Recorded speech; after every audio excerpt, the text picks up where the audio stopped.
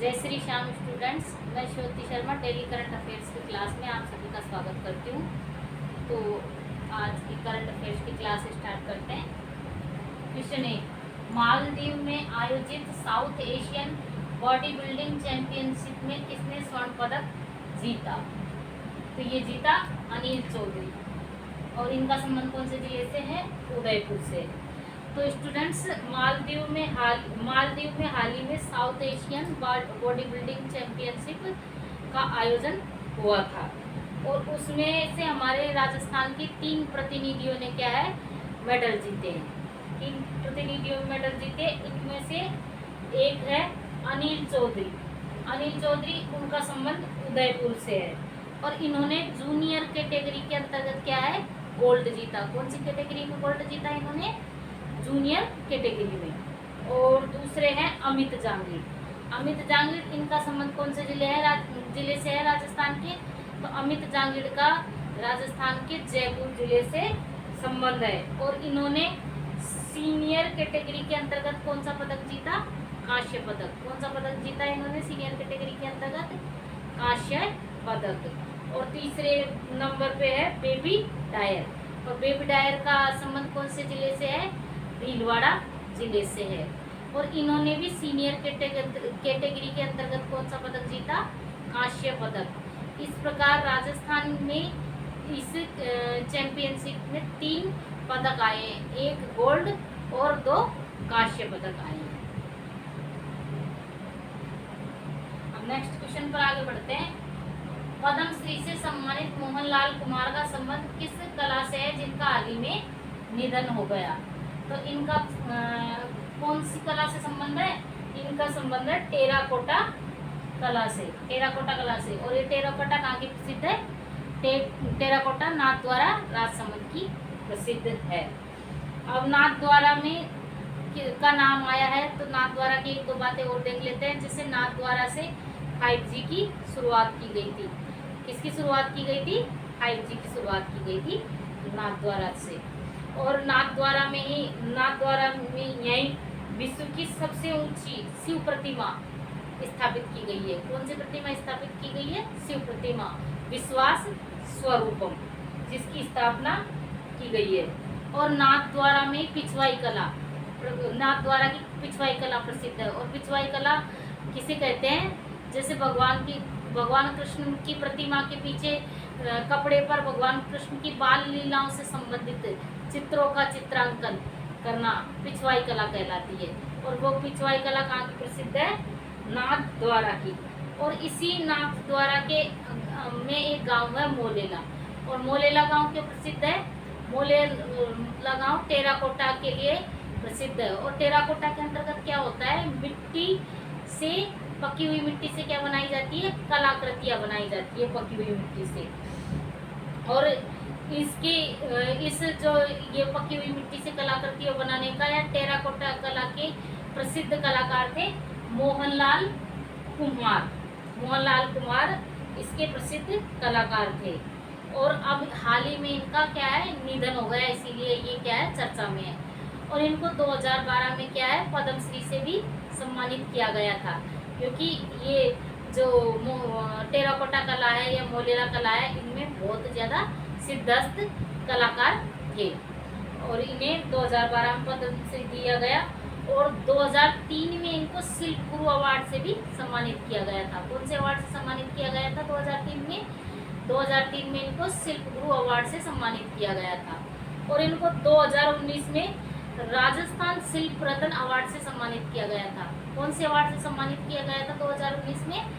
2019 में इनको राजस्थान शिल्प रत्न अवार्ड से सम्मानित किया गया था। और मोहनलाल कुमार अभी हाल ही में चर्चा में इसलिए आ गए कि इनका अभी हाल ही में क्या हो गया, निधन हो गया। अब नेक्स्ट क्वेश्चन पर आगे बढ़ते हैं। क्वेश्चन नंबर 3, डॉक्टर कप्तान बोरावड़ की कौन सी पुस्तक का हाल ही में विमोचन हुआ है? तो उनकी पुस्तक का नाम है आंगणियेरी आस। आंगणियेरी आस पुस्तक का हाल ही में क्या है, विमोचन हुआ है। और आंगन का मतलब समझते हो ना? बाहर अपना मकान हो, घर हो, जिसके बाहर जो चौक सा होता है उसको आंगन, आंगन घर का आंगन बोलते हैं ना, उसमें और आंगनएरी आस इनकी पुस्तक का नाम था। और इस पुस्तक का विमोचन डॉक्टर अर्जुन देव चारण ने किया था। किसने किया था इस पुस्तक का विमोचन? डॉक्टर अर्जुन देव चारण ने किया था। बस इस क्वेश्चन में और ज्यादा कुछ भी नहीं है, सीधा सा क्वेश्चन है, डायरेक्ट क्वेश्चन पूछा जाएगा कि डॉक्टर कप्तान बोरावड़ की कौन सी पुस्तक का हाल ही में विमोचन हुआ है? तो आंगनएरी आस। और इसका विमोचन किसने किया? तो अर्जुन देव चारण द्वारा इसका विमोचन किया गया। अब नेक्स्ट क्वेश्चन पर आगे बढ़ते हैं। राजीव गांधी ग्रामीण एवं शहरी ओलंपिक खेलों का शुभारंभ कब से होगा? तो स्टूडेंट्स ये 5 अगस्त 2023 से होगा। ये डेट पहले भी दी जा चुकी है हम लोगों को, 2 बार हम इन डेटों को पहले भी पढ़ चुके हैं, लेकिन अब दोबारा इस इन डेट में चेंज किया है। तो स्टूडेंट्स ये बजट 2023-24 की घोषणा है। और हमारे जो राजस्थान है उसके अंदर राजीव गांधी ग्रामीण एवं शहरी ओलंपिक खेलों का आयोजन किया गया था और ये पालगांव जोधपुर से किया था 2022 में। तो अब क्या कहा गया कि जो 2022-23-24 के बजट में कहा गया कि ग्रामीण और शहरी ओलंपिक खेल दोनों एक साथ ही आयोजित होंगे। पहले इनका आयोजन अलग अलग किया जा रहा था, लेकिन अब इनका आयोजन क्या है, एक साथ ही किया जाएगा। और जो सर्वप्रथम घोषणा हुई उसमें कहा था कि इसका आयोजन होगा 30 जून 2023 से होगा। उसके बाद फिर सरकार ने दूसरी घोषणा की और दूसरी घोषणा में इसका आयोजन 10 जुलाई को होना बताया गया।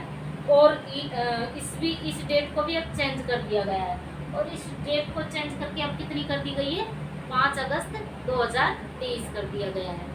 अब जब लोगों ने इसका कारण पूछा, मतलब सरकार के पास ये बात भी गई कि भाई बार बार डेट चेंज क्यों हो रही है और ये डेट क्यों चेंज की गई है, तो सरकार ने इसका कारण बताया है कि राजस्थान में फिलहाल मतलब बहुत भयंकर बारिश हो रही है और इसमें सभी लोग भाग लेंगे, खेलने के लिए सभी ले सकते हैं।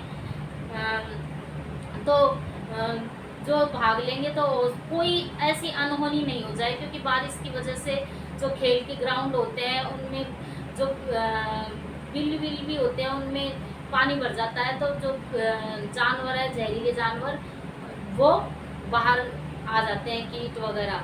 तो इस वजह से कि भाई कोई अनहोनी नहीं हो जाए, इसलिए सरकार ने इसकी क्या है, डेट चेंज कर दी। और डेट चेंज करके अब कितनी कर दी, 5 अगस्त 2023 को कर दिया है। अब क्वेश्चन नंबर 5 नेक्स्ट पे आगे बढ़ते हैं। केंद्रीय शिक्षा मंत्रालय द्वारा जारी परफॉर्मिंग ग्रेड इंडेक्स पीजीआई में राजस्थान को किस लेवल में शामिल किया गया है?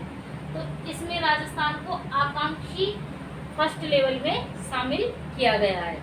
तो इसके अंदर क्या है कि हमारे जो भारत सरकार है, इस भारत सरकार के अंतर्गत एक विभाग आता है और उस विभाग के अंतर्गत 2 मंत्रालय है, 2 डिपार्टमेंट कार्य करते हैं। जो एक है स्कूली शिक्षा एवं साक्षरता विभाग, स्कूली शिक्षा, और दूसरा साक्षरता विभाग। और इन विभागों द्वारा हाल ही में एक क्या है, इंडेक्स जारी किया गया है और इस इंडेक्स का नाम है पीजीआई, मतलब परफॉर्मेंस ग्रेड इंडेक्स। इसका मतलब है कि आपकी शिक्षा के अंदर आपकी परफॉर्मेंस क्या है। अब पीजीआई इंडेक्स 2021-22 आया है, फिलहाल में जो पीजीआई इंडेक्स आया है वो कौन सा है, 2021-22 पीजीआई इंडेक्स आया है। और इस इंडेक्स का आकलन 6 श्रेणियों में किया गया है। कितनी श्रेणियों में किया गया है इस इंडेक्स का आकलन? 6 श्रेणियों में इस इंडेक्स का आकलन किया गया है। और इसके आधार पर मतलब 83 सूचकांक के आधार पर किया जाएगा। जैसे स्कूल की बिल्डिंग कैसी है, स्कूल का परिणाम कैसा है, स्कूल में पढ़ने का माहौल कैसा है, और स्कूल में बच्चों के लिए फैसिलिटी क्या क्या है, ये मतलब 6 श्रेणियों में किया जाएगा। और इन 6 श्रेणियों के लिए 83 संकेतांक रखे हैं। और 6 श्रेणियों के लिए कितने संकेतांक रखे हैं? 6 श्रेणियों के लिए 83 संकेतांक रखे हैं और इसके आधार पर टोटल 600 अंक दे रखे हैं। कितने अंक दे रखे हैं? टोटल 600 अंक दे रखे हैं और उसके आधार पर ग्रेडिंग दी जाएगी। 600 अंक के आधार पर क्या दी जाएगी? ग्रेडिंग दी जाएगी। और इसमें कितनी ग्रेडिंग बनाई गई है? इसमें 10 ग्रेडिंग बनाई गई है। और इसमें राजस्थान का मतलब राजस्थान आकांक्षी लेवल फर्स्ट वे में आता है। और इसमें राजस्थान का स्कोर रहा है 21 से 30% तक रहा है। कितना रहा है इसमें राजस्थान का स्कोर? 21 से 30% तक इसमें राजस्थान का स्कोर रहा है। नेक्स्ट क्वेश्चन पर आगे बढ़ते हैं। क्वेश्चन 6, हाल ही में मीट द टॉपर कार्यक्रम किस विभाग द्वारा आयोजित किया गया है? तो ये हाल ही में मीट द टॉपर कार्यक्रम भाषा एवं पुस्तकालय विभाग द्वारा आयोजित किया गया। तो स्टूडेंट्स हुआ क्या था, राजस्थान में पहले मतलब प्राचीन समय में ही एक नवाचार किया गया।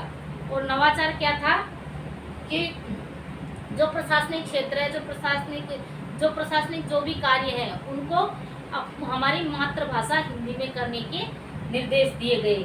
मतलब अनिवार्य किया गया था कि भाई जो भी कार्य है प्रशासन से संबंधित तो वो सारे कार्य कौन सी भाषा में होंगे? हिंदी भाषा में होंगे। और यहाँ पर इसके लिए एक एक्ट लाया गया और उस एक्ट का नाम था राजभाषा अधिनियम। और राजभाषा अधिनियम, और ये राजभाषा अधिनियम कब आया? ये राजभाषा अधिनियम 1956 में आया। और इसी अधिनियम के तहत अपने यहाँ राजस्थान में एक निदेशालय, भाषा निदेशालय आया। कौन सा निदेशालय आया? भाषा निदेशालय। और वो कब आया? सन 1965 में एक भाषा निदेशालय आया। और बाद में राजस्थान में एक पुस्तकालय, भाषा एवं पुस्तकालय विभाग की क्या की गई? स्थापना की गई। और ये स्थापना कब की गई? 31 जनवरी 2001 को की गई। और इसमें भाषा एवं सरकारी पुस्तकालयों के विकास की बात की गई। किसके विकास की बात की गई? भाषा एवं सरकारी पुस्तकालयों के विकास की बात की गई। और इसी राजभाषा एवं पुस्तकालय विभाग द्वारा एक कार्यक्रम का आयोजन किया गया। कौन से कार्यक्रम का आयोजन किया गया? मीट द टॉपर कार्यक्रम। और इसके अंतर्गत क्या क्या किया है स्टूडेंट्स कि जो बच्चे प्रशासनिक अधिकारियों की मतलब तैयारी कर रहे हैं तो उन बच्चों को ऐसे बच्चों से मिलाया जाए जो पूर्व में प्रशासनिक अधिकारियों की तैयारी कर चुके और वो टॉपर आए। और इनको एक पुस्तकालय में मिलवाया गया। और इस कार्यक्रम का नाम राजस्थान सरकार ने या भारत सरकार ने क्या रखा? भाषा एवं पुस्तकालय वो मीट द टॉपर कार्यक्रम, इसका नाम रखा गया। और ये किसके द्वारा आयोजित किया गया? भाषा एवं पुस्तकालय विभाग द्वारा। इससे क्या है, उन बच्चों से मिलवाने का मुख्य कारण क्या था कि भाई उन बच्चों में आत्मविश्वास बढ़ाना। और जब वो टॉपरों से बात करेंगे, उनके व्यूज, उनके एक्सपीरियंस शेयर करेंगे तो उनमें थोड़ा सा मतलब आत्मविश्वास की बढ़ोतरी होगी और वो भी उस तरीके से मेहनत करने के लिए लालायित होंगे। इसलिए इस कार्यक्रम का उद्देश्य इन बच्चों को आपस में मिलाना था। इसी के साथ आज अपने करंट अफेयर्स के क्वेश्चन पूरे हुए। कल मैं आपके लिए नए क्वेश्चनों के साथ हाजिर होंगी। और इस क्लास को ज़्यादा से ज़्यादा लाइक करें, शेयर करें और सब्सक्राइब करें। धन्यवाद।